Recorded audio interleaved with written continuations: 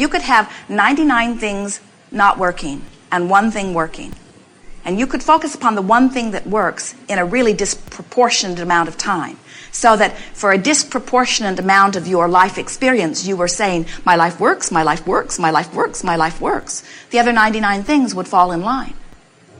Or you could have 99 things working, one thing not working.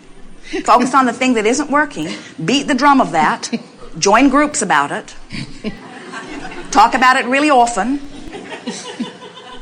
get all the books on it, activate it profoundly in your experience, and let it be the representative of the vibration that is you. So when we say count your blessings or look at positive aspects, that's just about deliberately activating what's working, because when you do that, you get more and more and more and more of that. That's why the better it gets, the better it gets, the better it gets, the better it gets, the better it gets, the better it gets. Or the worse it gets, the worse it gets, the worse it gets. But really, the better it gets is by far the dominant stream. It's amazing how well you do with as much pushing against, not you, but you, that you do. In other words, you got to accept that well-being is the order of this universe. Yes. Yes. I do accept that, and I look at something that's eating away at me, which is, and of course, the moment that I say that, I know what I'm saying is, take that back, But I'm going to go forward anyway. But yes. The amount of this is where I want to resolve in myself. I'm looking at an enormous amount of debt that I have. Now think about what you're doing. I know. You not only called it debt, you called it enormous debt. And that's the truth. Oh, it is the truth. We understand that. But you hear us playing with you that yes. There are a lot of things that are true. There are people who are thriving. That's true. There are people who are not thriving. That's true. There are people who are experiencing radiant health. That's true. There are people who are experiencing sickness. That's true. So what? There are things that I've experienced before. That's true. There are things that I didn't like that I experienced. That's true. There are things that I experienced that were wonderful. That's true. There are things in my life that are terrible. That's true. There are things in my life that are wonderful. That's true. So what? There are things I like to eat. There are things I don't like to eat. There are colors I like. There are colors I don't like. In other words, let's not debate whether it is or whether it isn't, because anything that anybody has ever thought is somewhere in someone's experience. Instead, let's talk about what you want to activate in your experience. Just because something is true doesn't mean you want to activate it in your experience. And just because you have lived it doesn't mean you want to activate it again. And just because you are living it doesn't mean you want to keep living it. Right.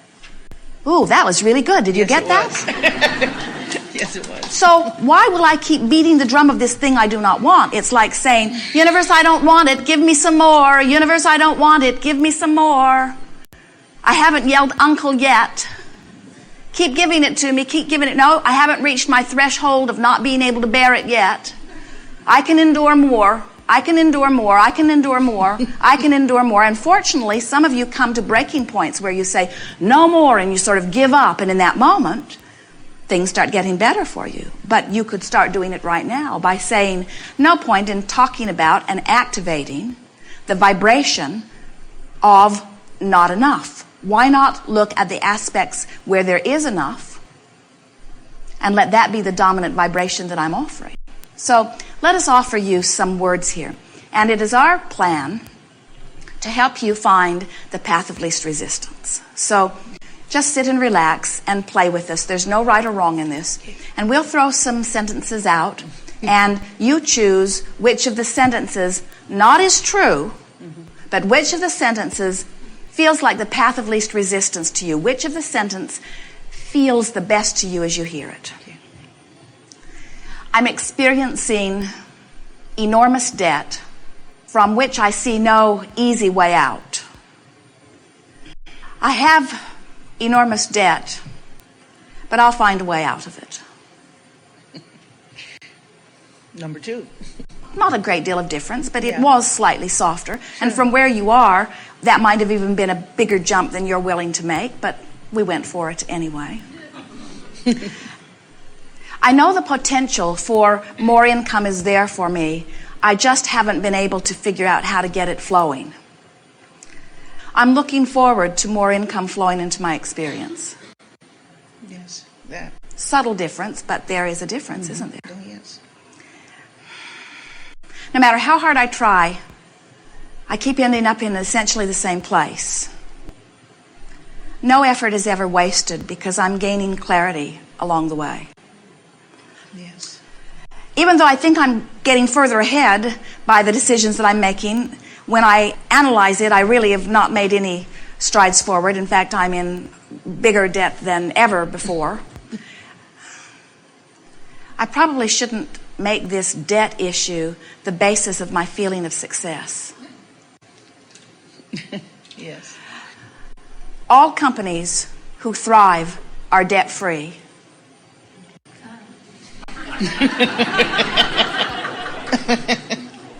A lot of thriving going on with a lot of debt. It's wrong for me to have debt. Debt in and of itself is not inappropriate. Okay. The world looks at me and feels scorn for the debt that I have. You could The world- read my mail. The world understands debt. Yes. Those who I owe are giving me a very hard time about the debt. Those who I owe will be pleased as they receive payment. I should turn this all around right now. I shouldn't have let it get this far. I'll turn it around bit by bit, and the journey will be great fun. Yes. Now, the thing that we're wanting to point out to you here is that nothing changed with your debt. And we know that if someone swooped in and gave you $1 million or whatever, that for a day or two you'd feel great. In other words, we know that there is relief. When you hit yourself over the head with a hammer, there is always relief when you stop. And we understand that if the debt would just evaporate, that you think that you would feel some relief. Esther has been very diligently pulling the figures together to give to the accountant for income taxes. And while her accountant has not called her yet, saying, if you don't get it to me today, we will not have enough time, Esther could feel that it was time and there was urgency within it. And so she applied herself very deliberately and completed it yesterday and put it in the FedEx envelope and sent it off. And as they dropped it in the FedEx box, Esther stood there expecting a rainbow to appear or music to sing down from the heavens. She thought her heart would jump with joy. She thought that the relief would be palpable. And she just sort of stood there and she said to Jerry, nothing. I didn't get anything. And Jerry said, what do you mean? Esther said, I thought I would feel huge feeling of relief.